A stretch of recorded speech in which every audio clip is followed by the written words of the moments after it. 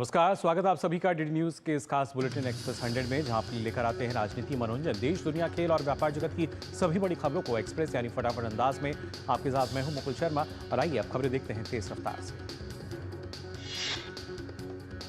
National Herald मामले में कांग्रेस नेता सोनिया गांधी, राहुल गांधी के खिलाफ चार्जशीट दाखिल किए जाने के विरोध में कांग्रेस पार्टी आज पूरे देश में जोरदार प्रदर्शन कर रही है। कांग्रेस पार्टी के नेता और कार्यकर्ताओं ने दिल्ली में कांग्रेस मुख्यालय के बाहर ईडी और केंद्र सरकार के खिलाफ जमकर नारेबाजी की।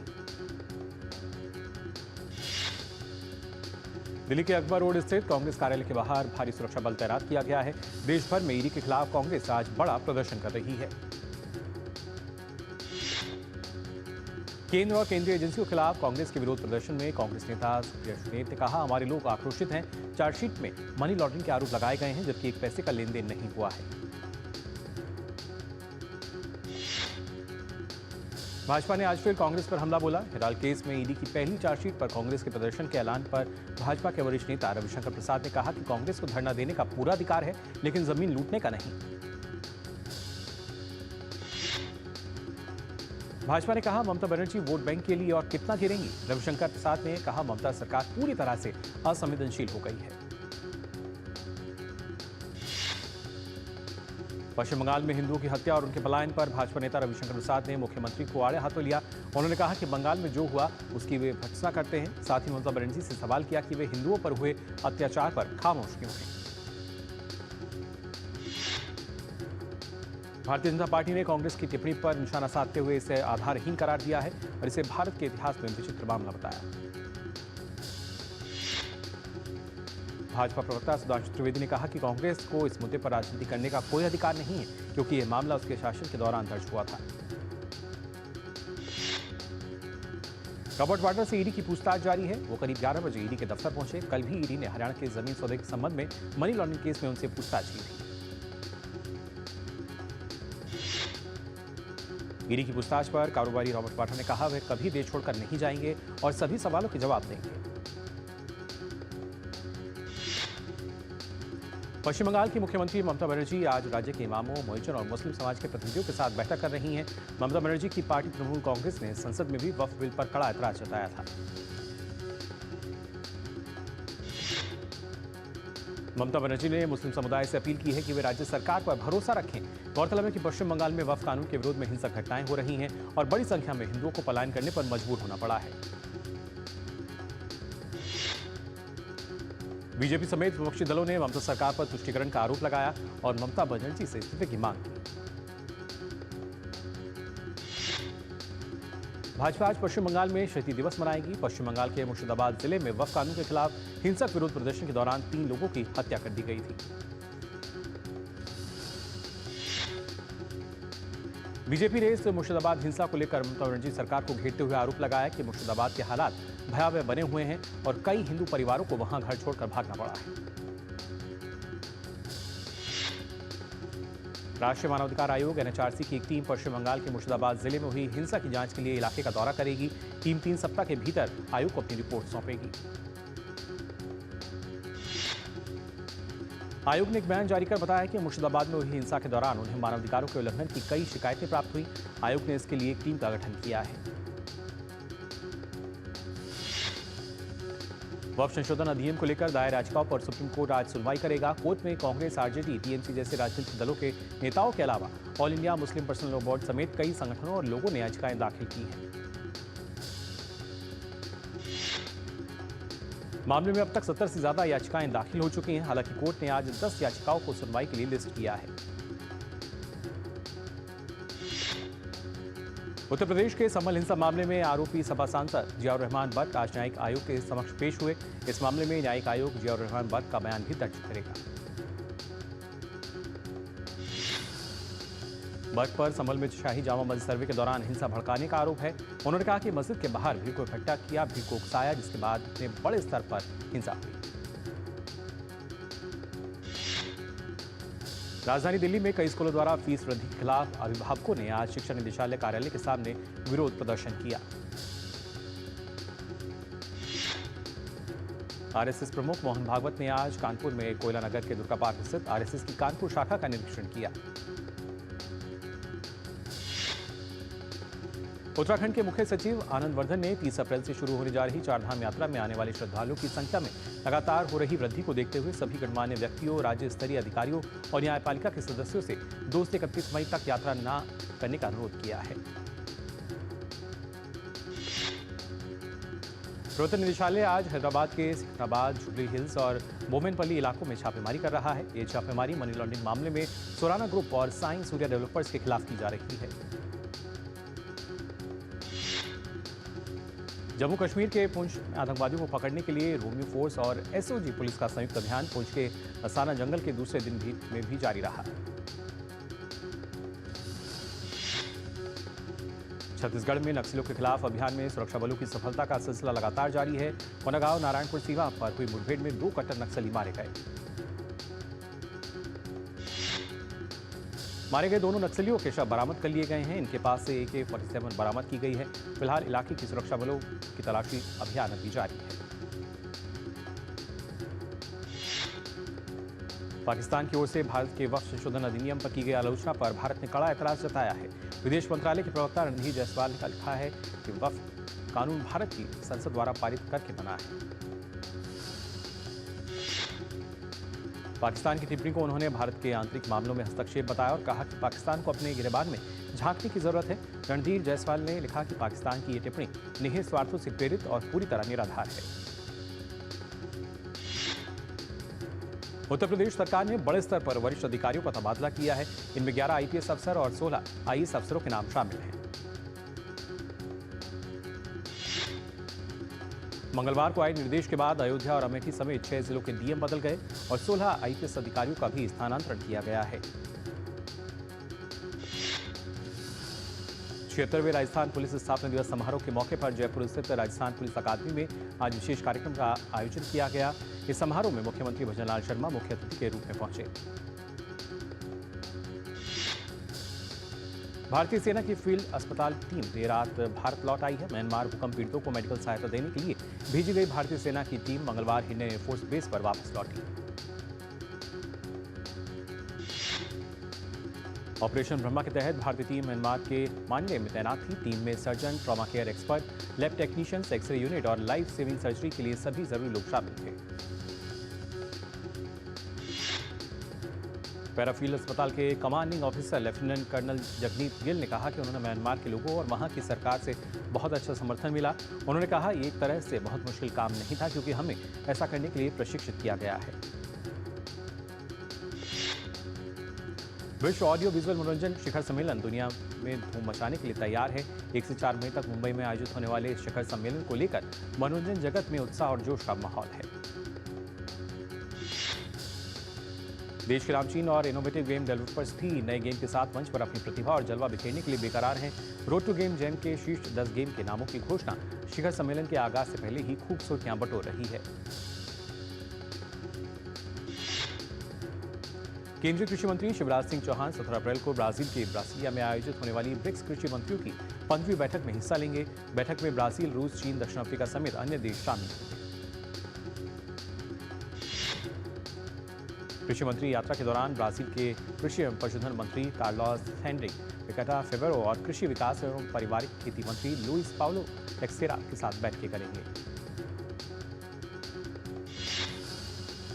देश के उच्च इंजीनियरिंग संस्थानों में प्रवेश और छात्रवृत्ति के लिए एंट्रेंस एग्जाम आयोजित करने वाली संस्था NTA ने JEE सेशन 2 के लिए संबंध में कहा है कि अपलोड की गई उत्तर कुंजियां केवल अनंतिम है।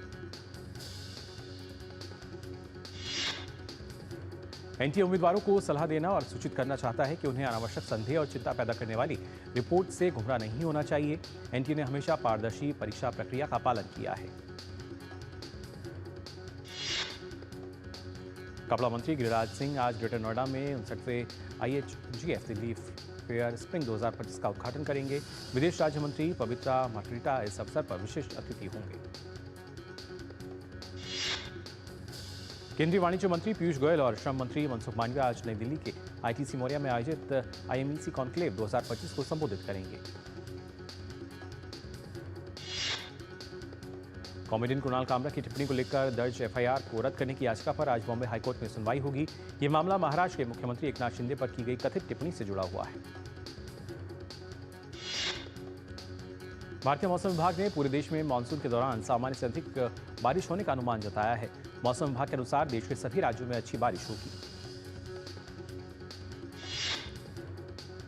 देश की राजधानी दिल्ली और आसपास के इलाके समेत पूरे एनसीआर में गर्मी एक बार फिर अपना तेवर दिखाने लगी है। पश्चिमी विक्षोभ के कारण लोगों को गर्मी से थोड़ी राहत मिली थी, लेकिन अब वापस से तापमान बढ़ता हुआ नजर आ रहा है।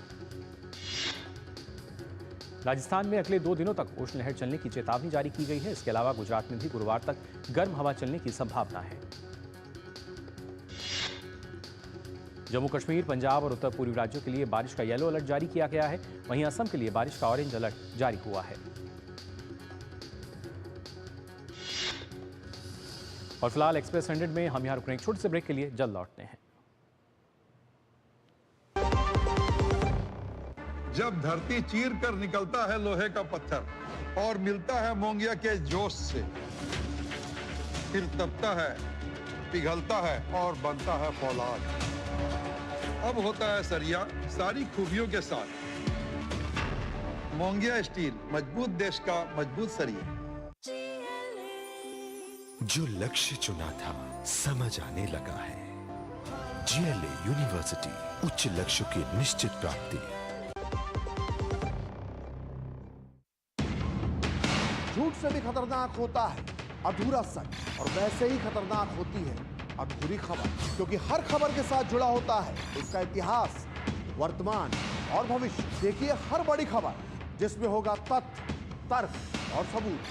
देखिए पूरा सच प्रखर श्रीवास्तव के साथ सोमवार से शुक्रवार शाम 7:30 बजे सिर्फ डीडी न्यूज पर।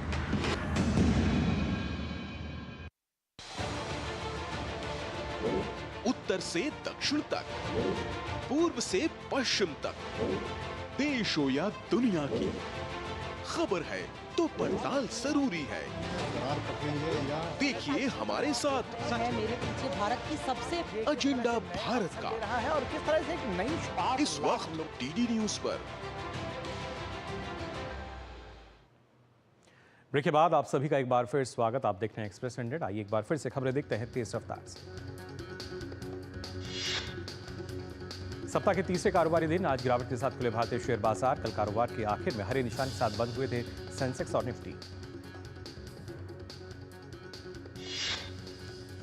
वाणिज्य और उद्योग मंत्रालय के मुताबिक वित्त वर्ष 2024-25 में वस्तु निर्यात बढ़कर 437.4 अरब डॉलर तक पहुंचा, जबकि गैर पेट्रोलियम निर्यात 6% बढ़कर 374.08 अरब डॉलर रहा।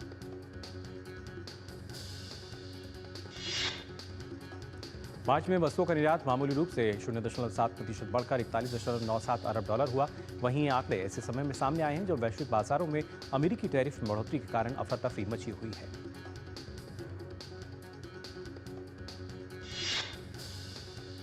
दिल्ली सरकार ने सभी श्रेणियों के श्रमिकों के लिए न्यूनतम मजदूरी दरों में वृद्धि की घोषणा की है। ये नई दरें 1 अप्रैल 2025 से लागू होंगी। अकुशल श्रमिकों का न्यूनतम मासिक वेतन अब 18,456 रुपये प्रति माह होगा, जो पहले 18,066 रुपये प्रति माह था। ऐसे ही अर्धकुशल श्रमिकों की न्यूनतम मजदूरी 19,929 रुपये से बढ़ाकर 20,371 रुपये प्रति माह कर दी गई है। वहीं दिल्ली सरकार का कहना है कि श्रमिकों की मजदूरी दरों में बढ़ोतरी महंगाई को ध्यान में रखते हुए की गई है, जिससे श्रमिकों को आर्थिक राहत मिलेगी। द्विपक्षीय व्यापार समझौते बीटीए पर वार्ता प्रक्रिया के बीच भारत ने अमेरिका के साथ व्यापार उदारीकरण का रास्ता अपनाने का फैसला किया।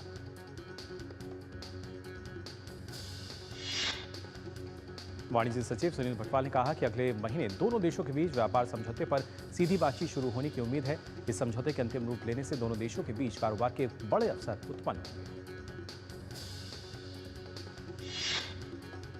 वाणिज्य विभाग के अतिरिक्त सचिव राजेश अग्रवाल ने कहा कि भारत और अमेरिका इसी हफ्ते वीडियो कॉन्फ्रेंसिंग के जरिए बातचीत शुरू कर रहे हैं। उम्मीद है कि मई के दूसरे पखवाड़े में आमने सामने की बातचीत शुरू हो जाएगी।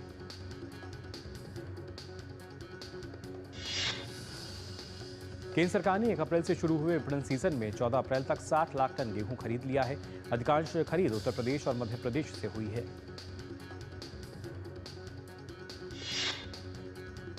खाद्य मंत्रालय से मिली जानकारी के अनुसार इस सत्र में 3.1 करोड़ टन खरीद का लक्ष्य रखा गया है। इसमें 2 करोड़ टन गेहूं पंजाब और हरियाणा तथा शेष देश के अन्य हिस्सों से खरीदा जाएगा। मार्च महीने में थोक मूल्य आधारित महंगाई दर घटकर 2.05% रही। वहीं खाद्य पदार्थों की कीमतों में धीमी गति से वृद्धि के कारण भारत की थोक मुद्रास्फीति मार्च में 4 महीने के निचले स्तर पर आई। यूटिलिटी गाड़ियों की मजबूत मांग से देश में यात्री वाहनों की थोक बिक्री बीते वित्त वर्ष 2024-25 में सालाना आधार पर 2% बढ़कर रिकॉर्ड 43,01,848 इकाई पहुंची। वित्त वर्ष 2024-25 में इलेक्ट्रिक वाहनों का पंजीकरण बढ़कर 19.7 लाख पहुंच गया, जो कि 2023-24 के 16.8 लाख इकाइयों की तुलना में 16.9% अधिक है। कर्नाटका हाईकोर्ट ने गूगल इंडिया और उसके 3 वरिष्ठ अधिकारियों को विदेशी मुद्रा प्रबंधन अधिनियम के कथित उल्लंघन के लिए लगाए गए जुर्माने की 50% राशि बैंक गारंटी के रूप में जमा करने को कहा। आंध्र प्रदेश मंत्रिमंडल ने विशाखापट्टनम में टाटा कंसल्टेंसी सर्विसेज को 21.16 एकड़ जमीन पट्टे पर देने को मंजूरी दी। यह जमीन टोकन पट्टा मूल्य 99 पैसे की कीमत पर आवंटित की जाएगी। महाराष्ट्र मंत्रिमंडल ने नगर परिषद, नगर पंचायत और औद्योगिक टाउनशिप क्षेत्रों में संपत्ति कर बकाया पर मासिक 2% जुर्माना माफ करने के प्रस्ताव को मंजूरी दी। जेएसडब्ल्यू स्टील देश की वित्तीय राजधानी के पास एक संयंत्र में 1 करोड़ टन सालाना हरित इस्पात क्षमता स्थापित करने के लिए 50,000 करोड़ रुपए से अधिक का करेगी निवेश। सार्वजनिक क्षेत्र की भारतीय नवीकरणीय ऊर्जा विकास एजेंसी लिमिटेड एडा का शुद्ध लाभ 31 मार्च 2025 को समाप्त तिमाही में 49% बढ़कर 502 करोड़ रुपए रहा। फूड और किराना सामान की डिलीवरी कंपनी स्विगी ने पिंग नाम का एक नया ऐप लॉन्च किया है, जो एक एआई आधारित प्लेटफॉर्म है। श्रम एवं रोजगार मंत्रालय ने स्विगी के साथ एक समझौता ज्ञापन पर हस्ताक्षर किए। इस मौके पर केंद्रीय श्रम रोजगार मंत्री डॉक्टर मनसुख मांडविया और केंद्रीय श्रम रोजगार राज्य मंत्री शोभा करंदलाजे मौजूद रहीं। Real estate consultant CBRE south Asia की रिपोर्ट के अनुसार देश भर में लग्जरी मकानों की बिक्री तेजी से बढ़ रही है। साल 2025 की पहली तिमाही में देश के टॉप 7 शहरों में लग्जरी मकानों की बिक्री में 28% की बढ़ोतरी हुई है। अमेरिका और चीन के बीच व्यापार को लेकर व्हाइट हाउस की प्रेस सचिव कैरोलिन लेविट ने कहा है कि राष्ट्रपति डोनाल्ड ट्रंप चीन के साथ व्यापार समझौते को तैयार हैं, लेकिन इसके लिए पहला कदम चीन को उठाना होगा। कैरोलिन लेविट ने कहा कि गेंद अब चीन के पाले में है। अमेरिका को चीन के साथ समझौता करने की आवश्यकता नहीं है। उन्होंने ये भी कहा कि चीन को अमेरिका की, खासकर अमेरिकी उपभोक्ताओं की आवश्यकता है। कैरोलिन लेविट ने कनाडा को अमेरिका का 51वां राज्य बनाने के विचार को लेकर एक सवाल के जवाब में कहा, राष्ट्रपति डोनाल्ड ट्रंप अभी भी कनाडा पर अपने रुख पर कायम है। उन्होंने कहा कि अमेरिका कनाडा की राष्ट्रीय रक्षा को दे रहा है सब्सिडी। कैरोलिन लेविट के अनुसार ट्रंप का मानना है कि कनाडा के लोगों को अमेरिका का 51वां राज्य बनने से बहुत फायदा होगा। राष्ट्रपति ट्रंप के निष्पक्ष व्यापार सौदों में उनका लक्ष्य अमेरिकी श्रमिकों को पहले स्थान पर रखना है।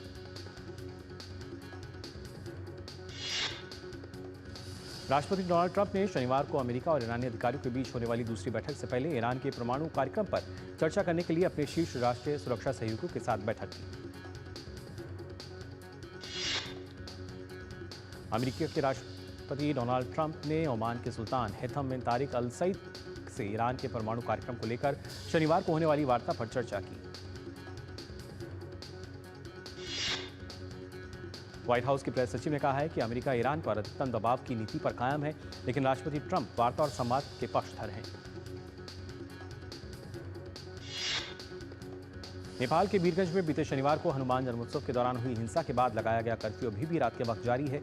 शहर में किसी भी तरह की सभा, बैठक, जुलूस और प्रदर्शन पर फिलहाल अगले आदेश तक प्रतिबंध रहेगा।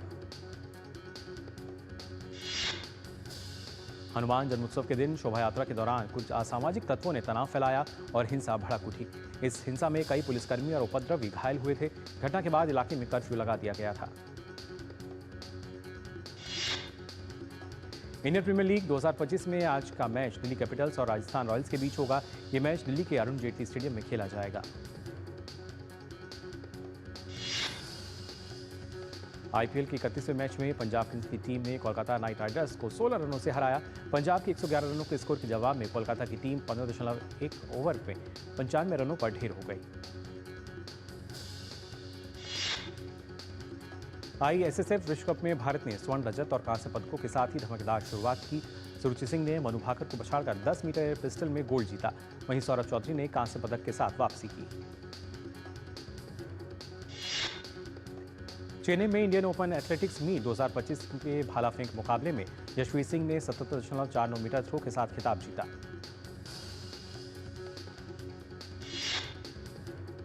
ओलंपिक रजत पदक विजेता मीराबाई चानू को भारतीय भारोत्तोलक महासंघ के एथलीट आयोग का अध्यक्ष चुना गया है। नई दिल्ली में हुई फिल्म केसरी चैप्टर 2 की स्पेशल स्क्रीनिंग। दिल्ली की मुख्यमंत्री रेखा गुप्ता बतौर मुख्य अतिथि हुई शामिल।